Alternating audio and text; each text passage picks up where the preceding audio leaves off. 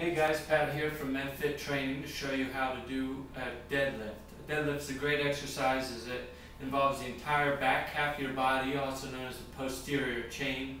Some things to consider during this exercise: it is relatively strenuous on your spine, so if you have any back injuries, I would be cautious and potentially not engage in this exercise. Some people like to wear a weight belt while doing this exercise as the weight is sometimes heavier.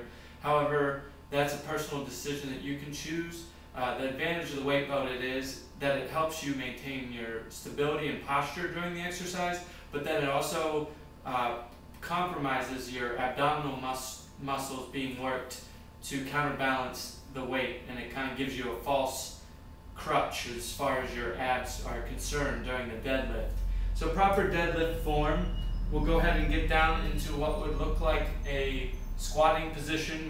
My legs are face straight ahead, much like in a squat. I bend down here, and so that my legs are about parallel to the ground. You can angle them out slightly to help you with lifting the weight. My arms are placed slightly outside of my legs and about shoulder width apart. And when you go to do this motion, the key is to keep your back straight during the entire exercise. And the power is driven from your hips, from your butt area, and you act as if you're standing up. The weight should maintain close to your shins and close to your thighs as you stand up. So here is a proper deadlift technique.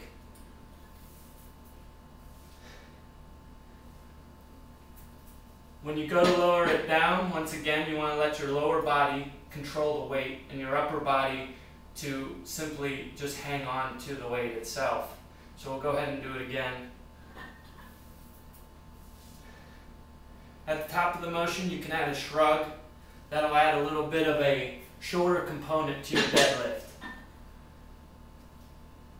The pushing force should be done through your heels into the ground, and should feel a lot like you're standing with a weight on top of you.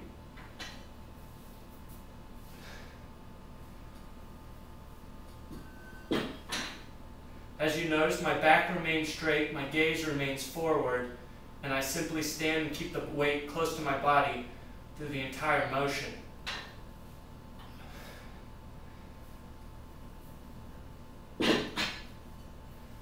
So, one other thing to consider: if you feel any pain during this motion, whether it be in your knees or your back, go ahead and stop, as there's probably something wrong with your technique.